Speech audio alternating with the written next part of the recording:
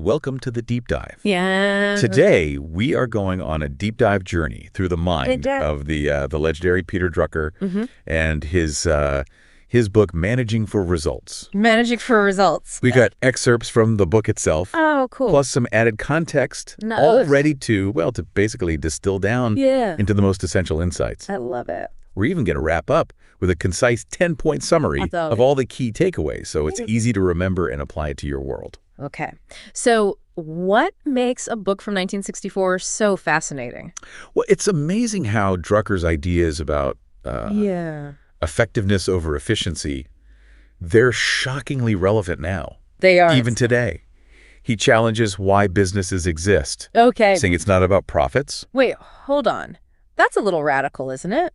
It is a bit provocative, I know. Yeah. But he says profits are a result of effectiveness, not the goal themselves. Oh. Businesses, he says, exist to create value. Yeah. Both for customers and the economy as a whole. Makes you wonder how many businesses are just chasing the wrong thing then. Yeah. Yeah. It really makes you think. One of the first things Drucker really dives into is this concept of business realities, which... So like understanding the landscape. Exactly. Understanding the lay of the land. Yeah. You know, you can't control the weather or the terrain. You have to adapt to them. Exactly. Drucker argues that even external factors that a business has no control over shape the opportunities available. I see. He actually gives an example of a company that struggled despite having a fantastic product. Interesting. Why? Because their distribution system was a complete mess. So great product, wrong channels. Exactly, wrong channels. So they were efficient internally, but externally failing. They were falling flat. Falling flat. It's like having a finely tuned engine, but flat tires. Yeah. You're not going anywhere. That's a perfect analogy. Right. And overlooking these business realities can be fatal. Yeah, it can. Another thing Drucker points out is this need to allocate resources to opportunities. Not just to problems. I mean, obviously you can't ignore the problem. Of course, you can't just ignore problems, but he suggests that they shouldn't be the sole driver of your strategy. The strategy. While you address them, your primary focus should really be on areas with the highest potential for growth and impact. So it's about playing offense, not just defense. Yeah. You can't win a game by only focusing on blocking the other team. Exactly. Right. You need to score points. Score some points. And that brings us to another concept, leadership position. Okay. It's about identifying where your business can excel. Okay. Not trying to be, everything to everyone. Right. So many companies make that mistake. So many companies. Trying to be all things to all people. They fall into that trap. It's like spreading yourself too thin. It's like spreading yourself too thin. Yeah. You can't master everything. You can't. And Drucker cautions against this, saying that you just dilutes your focus. Yeah. Think about companies like Apple. Apple, yeah. They don't try to make everything, but they dominate in their chosen areas. Exact. That leadership position is clear. And that's been a key to their success. Yeah. Makes you think about what your unique strengths are. Totally. Where you can really stand out from the crowd.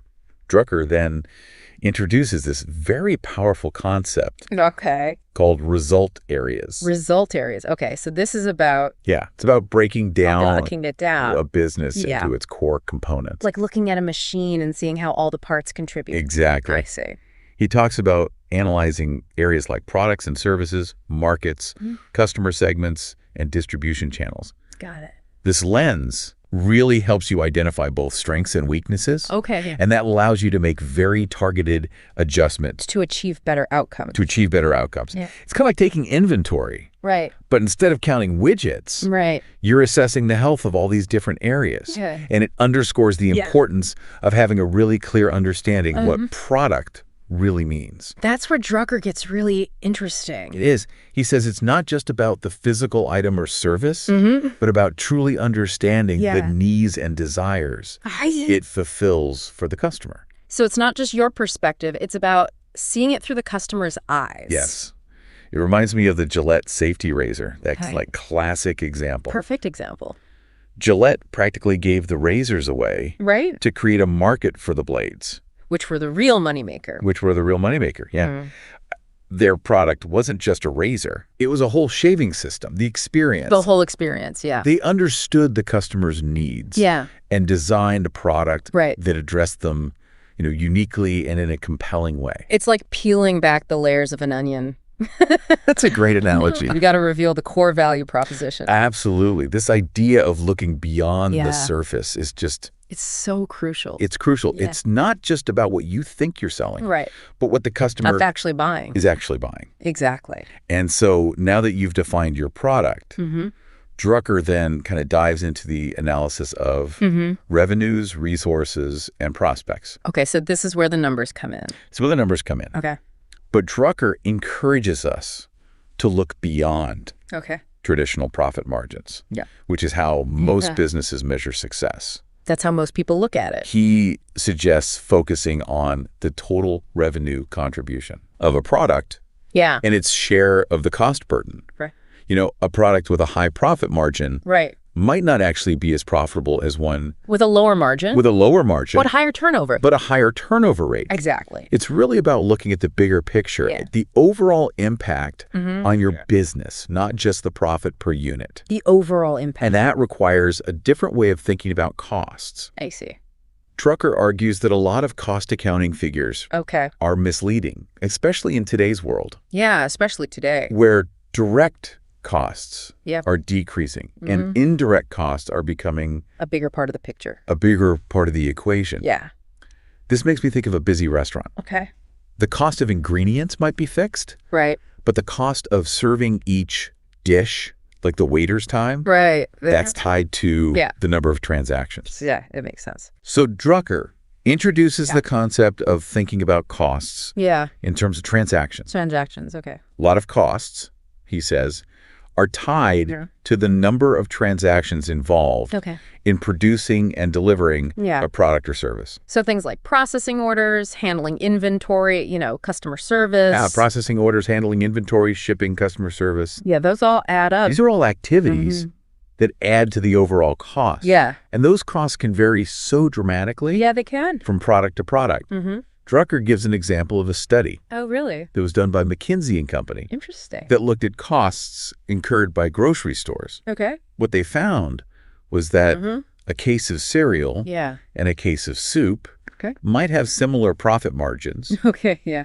But the cereal actually required a lot more handling. Oh, I see. It generated more transactions, making it less profitable overall. Oh, interesting. So it's fascinating, isn't it? It is. This insight is really crucial for businesses. Yeah, it is. It's about understanding the true cost drivers in your business. Right. And then making decisions about pricing and resource allocation based on those costs. That makes sense. You're not just chasing profit margins. Yeah. You're aiming for overall profitability. Understanding those transactional costs. Right. This transactional view of costs applies to almost any business. It does. It's a powerful tool for identifying hidden costs and making informed decisions about where to allocate resources, how to price your products. Yeah. It's about seeing your business as a system of interconnected processes and understanding how those processes generate costs. That makes sense. Ultimately, this approach helps you understand how costs are impacting your bottom line. Right, the big picture. Yeah, the big picture.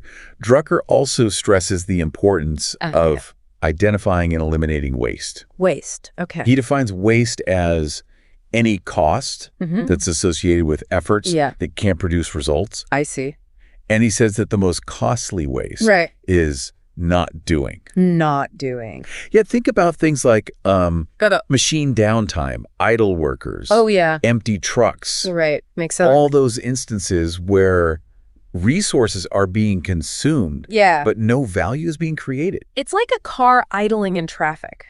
You're burning fuel, but not going anywhere. Absolutely. You're burning fuel, but you're not going anywhere. This kind of waste can be found in every business. Oh, yeah. From the factory floor to the executive suite. Right. And it's often hidden, overlooked, because it's not directly tied to the production of a specific product or service. Right. But it's still costing... But it's still there. You money, draining your profitability. Exactly. So what do you do about it? Well, how do you identify it and eliminate it? Yeah, how do you do that? Drucker suggests looking for those areas where things are slow, inefficient, or just not happening. Places where people are waiting, resources are idle, processes are bogged down. I see. He encourages us to ask, why is this happening? What's the root cause? What's the root of it? And how can we streamline or even eliminate this process? So it's about challenging the status quo, looking for ways to improve efficiency and productivity, but not sacrificing effectiveness. Because efficiency for its own sake is pointless. Totally. It's about achieving results by doing the right things and doing them well. I like that. And that's where Drucker's emphasis on knowledge really comes into play. Knowledge is the key to identifying opportunities and developing the capabilities needed to exploit them.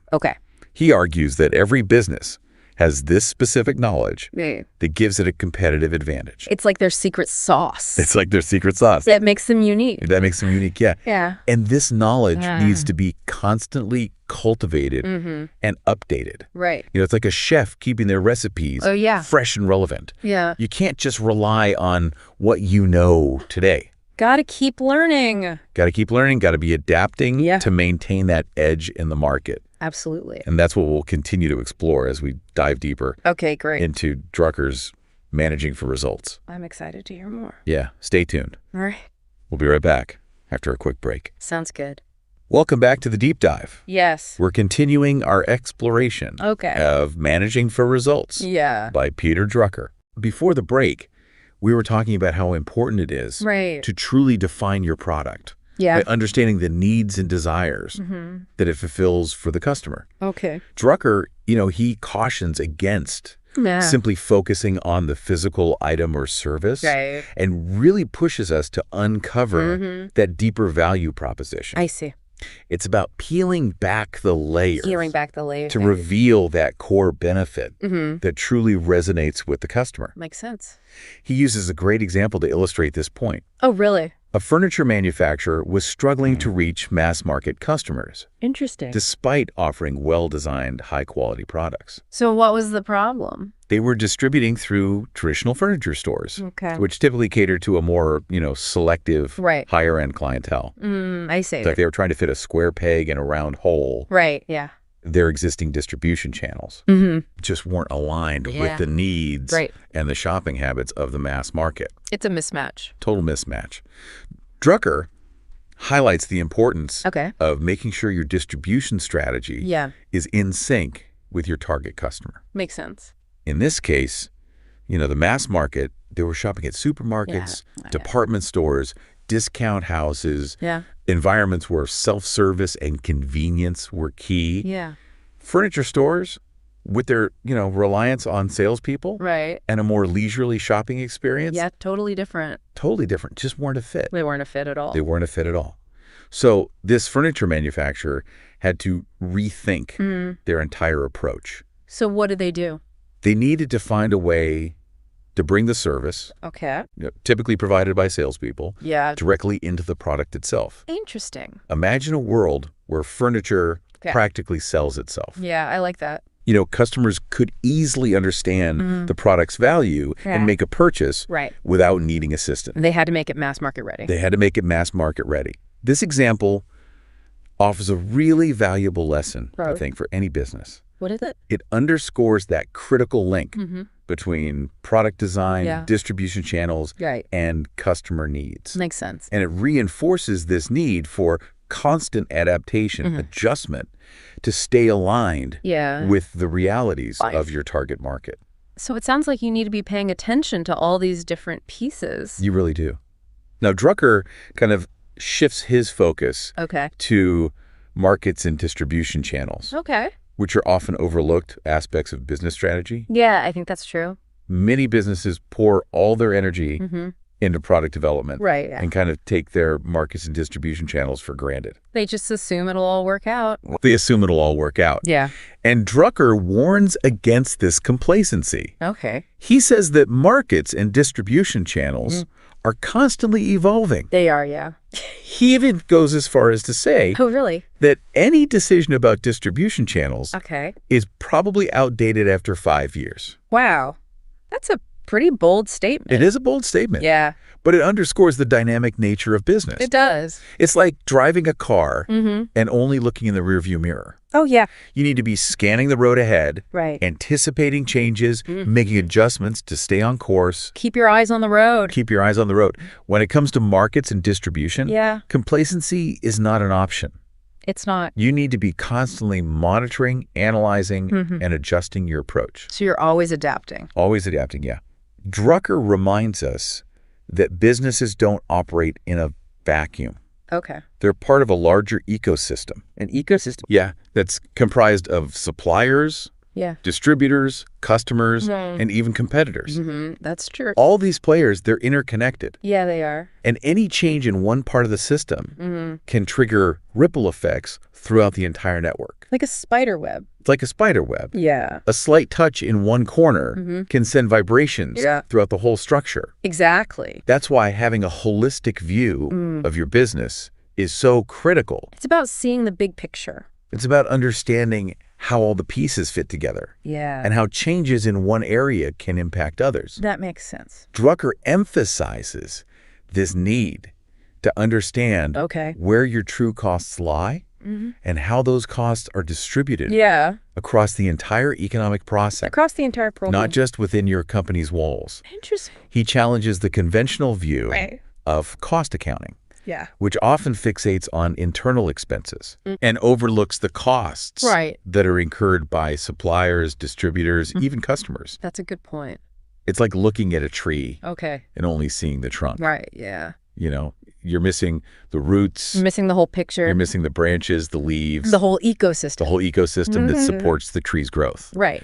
Drucker encourages us to broaden our perspective to see the full picture of costs associated with our business activities. So it's about looking beyond your own walls. Looking beyond your own walls, yeah. This brings us back to that concept of thinking about costs in terms of transactions. Which we talked about before the break. Okay. It's about recognizing that costs go beyond just labor and materials. Okay. You know, many costs are tied to the number of transactions involved in producing and delivering a product or service. Yeah. So you've got to think about all those different steps. All those steps. Yeah. Think about processing orders, handling inventory, shipping, providing customer service. All these activities generate costs. Yeah. And those costs need to be accounted for. They do. Drucker highlights this with a really compelling example. Oh, really? What is it? A study conducted by McKinsey & Company examined the costs incurred by grocery stores. At grocery stores, They found that while the profit margin on a case of dry cereal and a case of canned soup was almost identical, the actual profit on the cereal was significantly lower. Oh, interesting. And the reason... Why was that? Cereal required more handling. I see. Which generated... More transactions. More transactions. Yeah. This insight is crucial yeah. for businesses. It's about understanding the true cost drivers in your business and making sure your pricing and resource allocation decision reflect those costs. Makes sense. You're not just chasing profit margins on individual items. Yeah. You're focused on maximizing overall profitability by understanding those transactional costs associated with each product or service. So it's a more holistic view. A much more holistic view. Yeah. This transactional view of costs, I think, applies to almost any business. I think so too. It's a powerful tool for identifying those hidden costs and for making really informed decisions. About where to allocate resources and how to price your products. It's about seeing your business as a system. It's about seeing your business as a system of interconnected processes. And understanding how those processes generate costs. Yeah, that makes sense. Ultimately, this approach helps you understand how costs impact your bottom line. Exactly. Welcome back to the deep dive. Right. We are wrapping up our exploration of Peter Drucker's Managing for Results. Managing for results, yes. It's been a fascinating journey. It has been. Through his insights, which remain incredibly relevant. They do. Even in today's rapidly changing business world. Absolutely. And remember, We'll be distilling all of this down into a 10-point summary at the end. Awesome. So you can walk away with actionable takeaways. Love that. Now, Drucker brings us to this really thought-provoking concept. Designing the ideal business. Ideal business. Interesting. Now, this isn't about some unattainable utopia. Right. It's more of a thought experiment, way to envision the future you want to create for your business, and then identify the steps needed to get there. Okay, I like that. Drucker emphasizes the importance of understanding the time dimension. The time dimension, okay. He argues that different industries operate on different time scales. That's true. You know, some, like fashion, move incredibly fast. Trends change quickly. Businesses need to adapt rapidly. Yeah. Others, like pharmaceuticals, they operate on a much longer horizon. Right, much longer. You know, developing new drugs and therapies takes years. Takes years of research. Of research and testing. Exactly. So it's crucial to align your planning and decision-making processes with the natural rhythm of your industry. I see. He contrasts two aircraft companies. Oh, really? To illustrate this point. Okay. Curtiss-Wright and the Martin Company. Okay. In the late 1940s, Curtiss-Wright was this dominant force. Okay. They were the second largest aircraft engine builder in the U.S. Wow. They had a solid reputation and a backlog of orders. Yeah. Martin, on the other hand, was struggling. Okay. They were an airframe builder without a standout product, deep in debt, seemingly headed for obsolescence. Not good. But then a new management team takes over at Martin, and they made this bold decision. What was it? They defined their present as a period of 8 to 10 years. 8 to 10 years. Wow. That's the time they estimated it would take to develop a new technology in large-scale systems work. I see. They understood that shorter-term efforts wouldn't make sense. Wouldn't make sense in their industry. That industry. They were playing a long game. They were playing the long game, yeah. And this long-term focus allowed them to invest in research and development and cultivate new capabilities that ultimately led to their success. Interesting. While Curtiss-Wright focused on the short term, eventually just faded into obscurity. Wow, so they really flipped. They really did. Yeah. It's a stark reminder of the importance of understanding the time dimension of your industry and aligning your strategy accordingly. So important. Don't get caught up in short-term thinking when your industry demands a long-term perspective. Makes sense. Drucker also highlights this need to constantly seek and capitalize on opportunities. On opportunities, yeah. He believes that successful businesses are built on a foundation of opportunity recognition. Interesting. They are always searching for new and better ways to serve their customers. Okay. They're not afraid to take calculated risks and explore new avenues. So they're willing to take risks. They're willing to take risks. He points to the example of General Motors under the leadership of Alfred Sloan. Alfred Sloan. Okay. Sloan recognized an opportunity to serve a broader customer base by offering a variety of car models, each tailored to appeal to a specific segment of the market. Interesting. This strategic shift transformed General Motors from a struggling second-tier player into this dominant force in the automotive industry. Wow, that's amazing. It's a classic example of how explosive growth can be achieved by recognizing and seizing opportunities. This makes me think about how important it is to have systems in place for identifying those opportunities. Absolutely. You can't just stumble upon them. You can't just stumble upon them. You have to be looking for them. You have to be looking for them. Yeah. It requires a certain mindset. Right, a willingness to challenge the status quo. A willingness to challenge the status quo, yeah. To question assumptions. To question assumptions. And to really explore new possibilities. Drucker would definitely agree with that. Okay. He also emphasizes the importance of focusing on your strengths. Right, yeah. Building your business around your core competencies. Okay, yeah.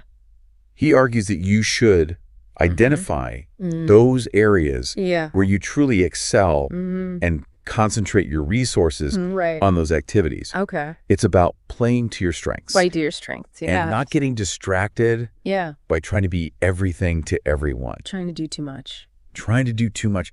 A great historical example of this is the Rothschild banking dynasty. Oh, the Rothschild. Which was founded in the late 18th century by Mayer Amschel Rothschild. Okay. He had 5 sons. 5 sons. Each with unique skills and talents.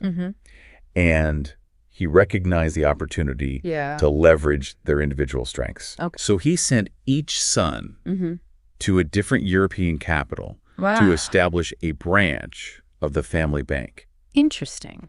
He matched each son's skills to the specific opportunity presented by each city. Okay. So his eldest son, Amschel, known for his meticulous organization, was sent to Frankfurt to manage the family's back office and intelligence network. Okay.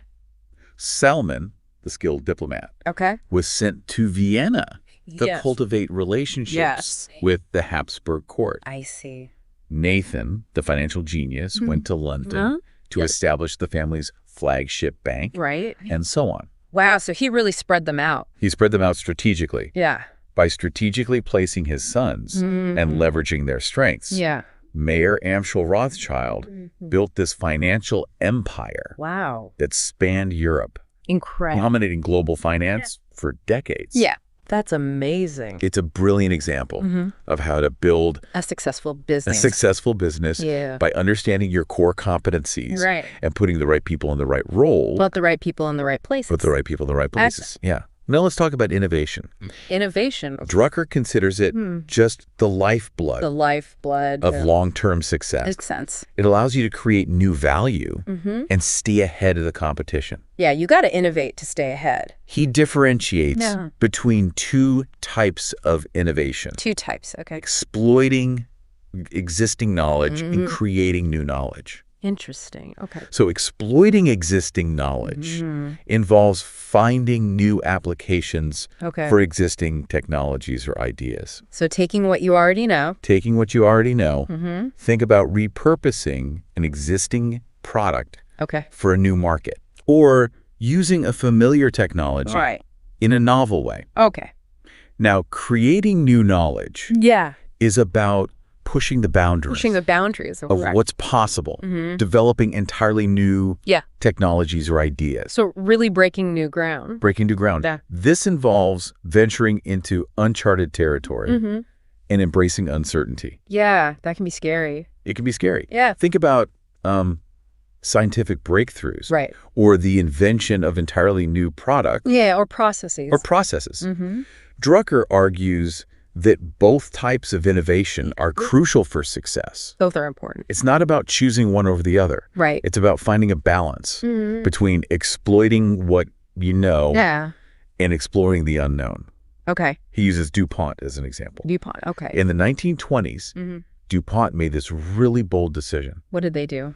They invested heavily in polymer chemistry. Okay. A field that was pretty new in its infancy at the time. Yeah. They didn't know exactly what would come of this investment. Right. It was a risk. It was a huge risk. But they believed in its potential to create entirely new industries. Wow. That's ambitious. And their gamble paid off. It did. Their research led to the development of nylon, Teflon. Oh, nylon and Teflon. And a host of other revolutionary products. Yeah. Products that transformed the world. Yeah, they did. DuPont's story really powerfully demonstrates how a company can shape the future by investing in the creation of new knowledge. So they didn't just follow existing trends. They didn't just follow existing trends. They made their own. They created their own. That's incredible. They weren't just chasing the next hot product, they were creating the future. Right, they were creating the future. Drucker also highlights the importance of managing risk. Managing risk, okay. Every business decision carries some level of risk. Right. And it's crucial to carefully assess and manage those risks. Right. He offers 2 key principles for risk management. What are they? First, only take risks that you can afford to lose. Okay, so don't bet the farm. Don't bet the farm. Yeah. If a venture fails, shouldn't cripple your business. Okay. Second, be prepared to exploit success. Exploit success. If a venture succeeds, you need to have the resources and the capabilities to capitalize. To capitalize on that success. On that success. Right. So be ready to scale up. Be ready to scale up. Yeah. This reminds me of the old adage, don't put all your eggs in one basket. Don't put all your eggs in one basket. Exactly. Exactly. It's about diversifying your risks. Diversifying your risks, yeah. And being prepared for both success and failure. Makes sense. Drucker also discusses the importance of finding the right balance between specialization and diversification. Specialization and diversification. Yeah. Interesting. He argues that every business needs to find its own sweet spot. Its sweet spot, okay. Between focusing on its core competencies and expanding into new areas. New areas, okay. He uses the example of a paper company that was facing this threat from the rise of plastics. Oh, yeah. Instead of clinging to their traditional business, they decided to diversify into the plastics industry. Into the plastics industry. So they acquired a number of packaging companies that used both paper and plastics. Oh, I see. This allowed them to leverage their existing knowledge of the packaging market while also establishing a presence in the growing plastics industry. So they kind of hedged their bets. They hedged their bets, yeah. It's a great example of how diversification can help a company adapt to changing market conditions and stay ahead of the competition. They turned a potential threat into an opportunity for growth. That's great.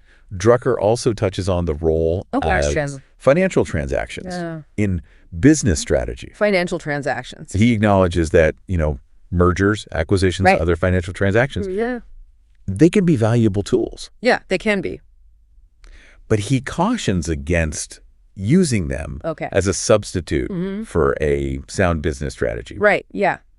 He points to Litton Industries as an example. Litton Industries, okay. This conglomerate grew rapidly in the 1950s and 1960s through a series of acquisitions. Through acquisitions, okay. But their growth was ultimately unsustainable. I see. Because it wasn't grounded in a clear business strategy or a deep understanding of the markets they were entering. Yeah. They didn't do their homework. They didn't do their homework. So it's a cautionary tale. It's a cautionary tale. It reminds us that financial maneuvers can't replace... It can't replace a sound strategy. A sound business strategy. It's like building a house on a foundation of sand. Yeah. Not a good idea. Not a good idea. It might look impressive at first. Yeah. But it's ultimately doomed to collapse. Doomed to collapse. Drucker really emphasizes the human element of business. Okay. He argues that economic performance ultimately stems from the people. The people, yeah. Within the organization. It's all about the people. It's all about the people. You need to create a culture that empowers and motivates employees. Empowers and motivates, right. So they can contribute. Contribute their best work. Their best work. Exactly. He suggests several key principles for building a high-performing organization. What are they? Clear communication. Communication. Of goals and objectives. Yeah. Decentralization. Of decision-making. Decentralization. A focus on results rather than activities. Right. And a commitment to continuous learning. Continuous learning. And improvement. Love that. It's about creating an environment where people feel valued and empowered, where they can take ownership of their work, and where they are encouraged to continuously learn and grow. This kind of goes back to what we were talking about earlier. It does. About knowledge being the business. It goes back to knowledge being the business. Yeah. You can have the best ideas in the world. You can have the best ideas and strategies in the world. Without the right people. But without the right people to execute them. They're useless. They're useless. Exactly. And this is where leadership comes in. Yeah. Drucker argues that effective leaders, they inspire and motivate. Inspire and motivate, right? Their employees to achieve remarkable results. Remarkable results. I like that. They're not afraid to make tough decisions, but they also understand the importance of building trust. Right. Building trust. And fostering collaboration. Fostering collaboration, yeah. They're constantly looking for ways to improve the organization. Improve, right. And they create a culture of excellence. Of excellence and continuous improvement. Continuous improvement, yeah. Drucker's ideas on leadership They're timeless. They are. They provide really valuable guidance. Yeah, valuable guidance. For leaders at all levels. At all levels.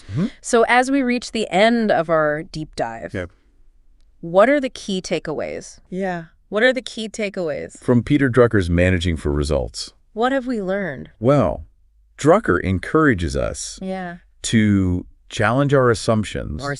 About business, to shift our focus from efficiency to effectiveness. It's effectiveness. To relentlessly seek and exploit opportunities. And to build our businesses around our core competencies. Around those core competencies. He offers a framework for analyzing our business. For analyzing, For making strategic decisions. Okay. And for achieving lasting success. Lasting success? I like his insights. They remain incredibly relevant today. They do. Providing a roadmap for building businesses that are both profitable and impactful. And impactful. That's important. And impactful. And, as promised, here's a 10-point summary. Love it. Of Drucker's key principles. These are the nuggets of wisdom you can take away and apply to your own business. All right, I'm ready. Number 1, focus on effectiveness. Okay.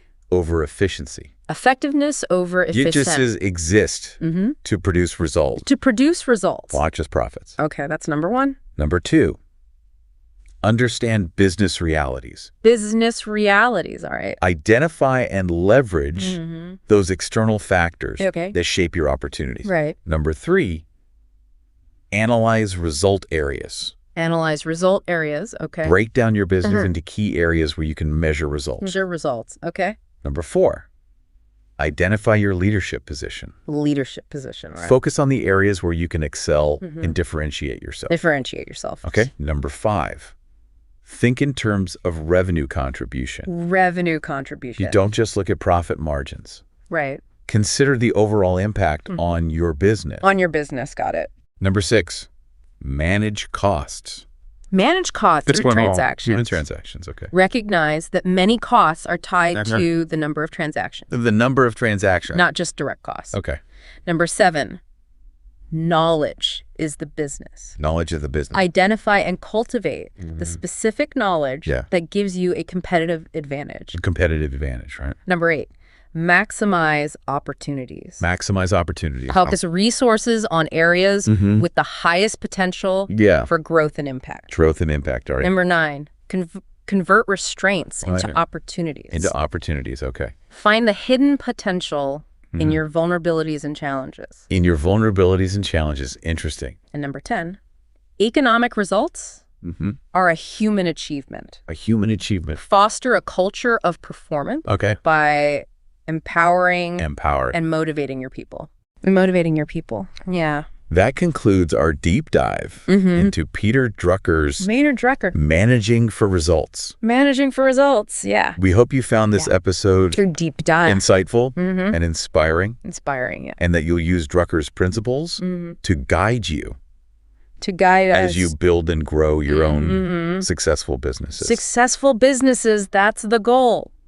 Until next time. Keep diving deep. Deep diving. Keep exploring. Keep exploring. Your world of knowledge. Your world of knowledge, yes.